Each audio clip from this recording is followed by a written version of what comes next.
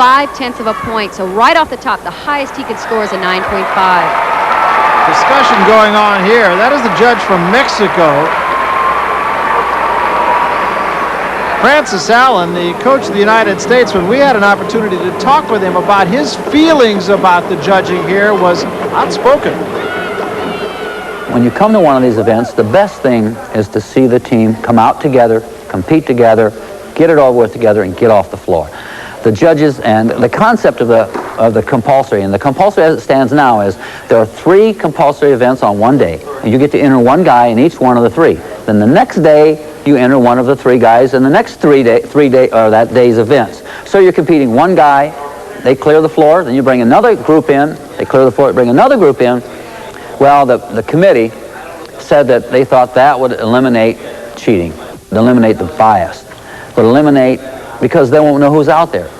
Give me a break. They know who's out there. I mean, it's pretty funny when you see one country time in and time again, time in and time out again. When an American goes up, he's as low as he can possibly be. We had some guys that scored 9.4s. There's one guy's at 9.1 every time. Then when his team comes up, it's the other way. If the panel, that is the group, they call them the panel. If the panel's average drops down to 9.2, he's up to 9.5. Well, he's cheating. That's all there is to it. Oh, he's not. I shouldn't call it cheating. Whatever you want to call it. I prefer cheating, but whatever you want to call it. He's not evaluating the performances as we think they should be evaluated. We think they should be evaluated just as they're done. Put them out there, evaluate them. If you don't win, you don't win. But at least get a fair evaluation. Francis Allen of the United States. The story on that, incidentally, was that the Mexican judge had only taken off 4/10 of a point. As Kathy Johnson pointed out, merely falling off the horse cost him 5/10 of a point. So he gave a score that you just can't give. It's that simple. The score for Korobczynski, 9-4 after all is said and done. End of case, huh? Scott Keswick now, the United States on a high bar. Scott has a very big move in the routine. It's called a Kovacs. It's a double backflip over the bar, and it comes up right here. All right.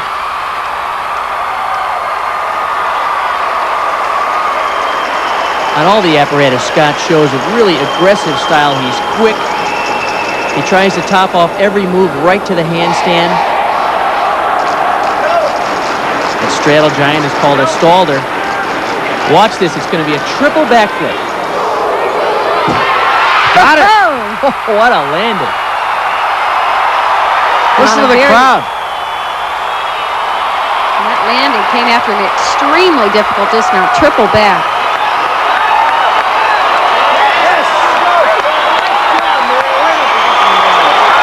Really some great performances by these American guys on the high bar. This triple is terrific. He's really high. He's in a little close to the bar, but look how early he finishes and just drops into the landing. That's the best high bar routine of his life. And you see that T-shirt behind him said it only takes, on the back it says 5. As we mentioned, they don't have Lance Ringnahl. It only takes 5. That's the theme of this American team. 9-8 for Scott Keswick on the high bar. Back to reality. Valery Balenki on the pommel horse from the Soviet Union. We saw earlier a piece of videotape from Valentin Mogilny of the Soviet Union on the pommel horse. This is perhaps the one other gymnast in the world that rivals Mogilny in terms of difficulty and execution. He is all over this pommel horse with the most complex work.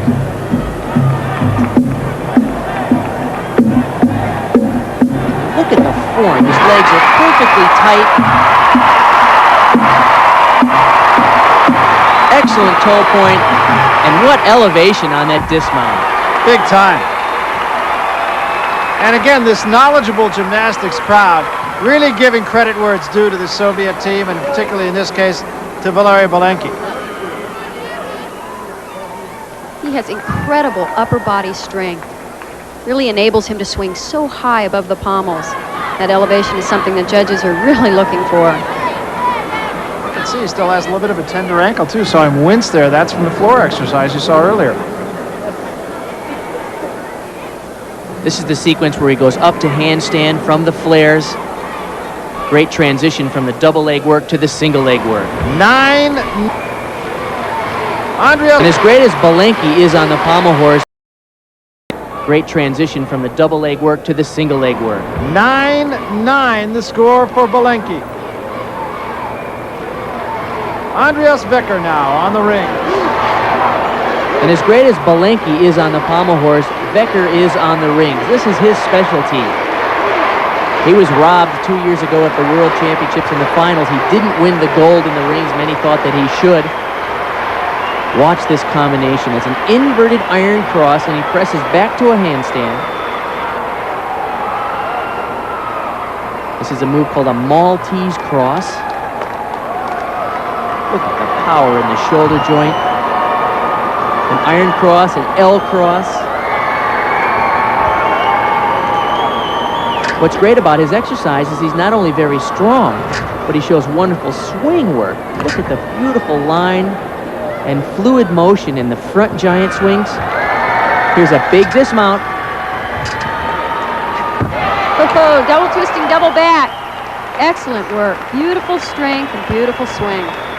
Little half step back on the dismount. Andreas Becker of Germany in his specialty, the rings. What's amazing about Becker, he's 5'4" and 128 pounds. It's deceiving because he looks so incredibly strong in the upper body. He's only 128 pounds.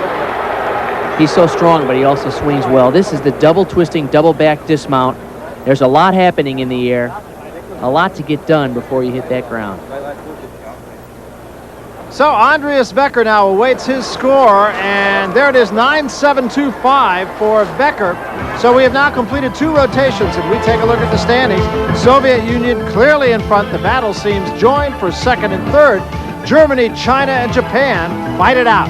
We'll be back.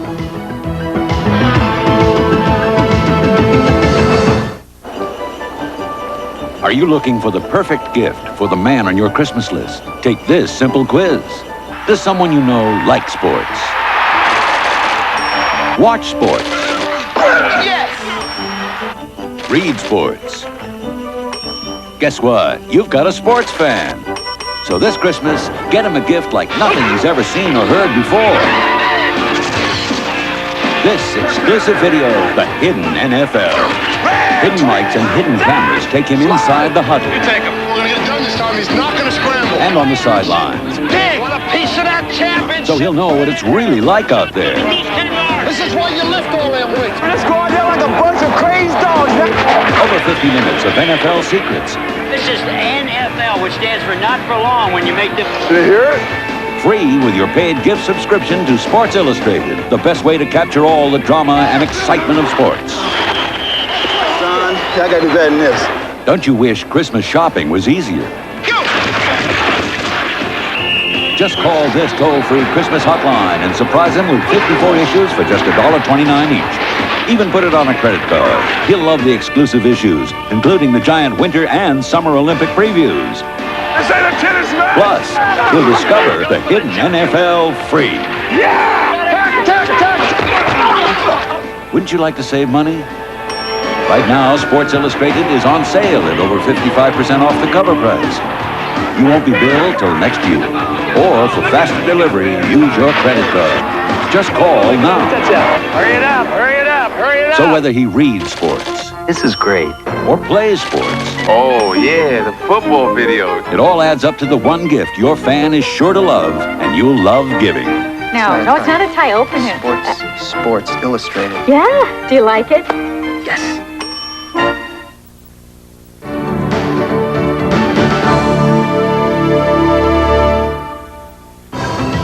Well, just a reminder that this is the men's team competition, but 1 week from tonight, you will be watching the women's competition from here in Indianapolis. And what a competition it promises to be. 9 o'clock Eastern Time, October 18th, right here on ESPN. Meanwhile, Chris Waller preparing for his floor exercise. And right now, Kathy Johnson is with some interested observers. Betty and Fred, I know you've been to a lot of competitions around. Any that approach this? Nothing. No, this is really exciting. Nothing comes close to this one, that's for sure. There's a lot of support here being in the United States, but be honest, how nervous do you get when Chris is out there performing?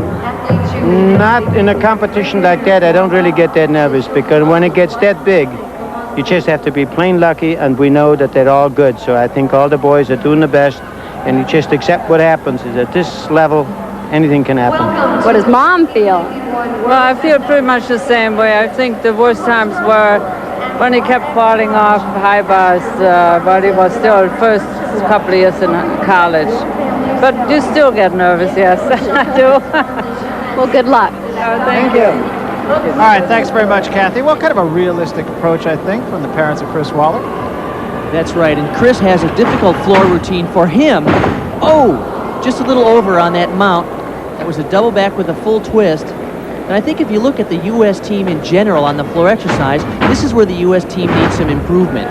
Although Chris has some good tumbling, and he has a really good sequence coming up here, in terms of the overall level of difficulty in the tumbling, the U.S. team is nowhere near the Chinese and the Soviets. And of late, the Koreans, they have come on very strong. Here's a great move coming up here. It's a flange, but a reverse flange. Notice he arches all the way over and his legs are parallel to the floor. That is really tough. Great flexibility and incredible strength.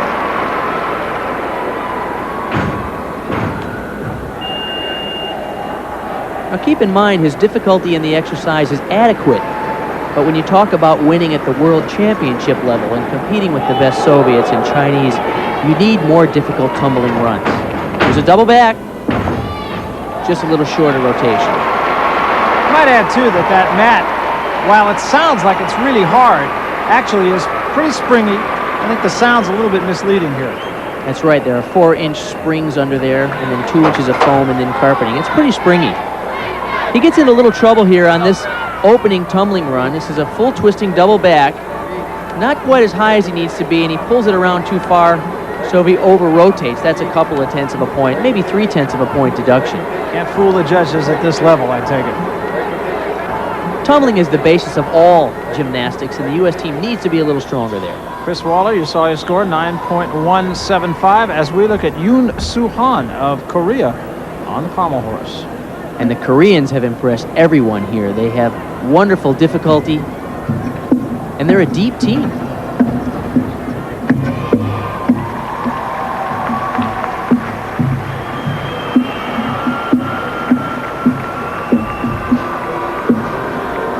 So far, this routine is very clean.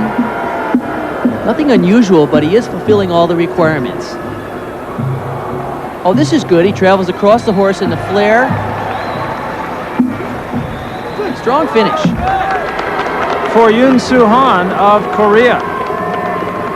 One of a very balanced Korean team. And we will, of course, bring you up to date on his score. But right now, let's take you over to the high bar where the very powerful Chinese team. This is Li Shaoshuang.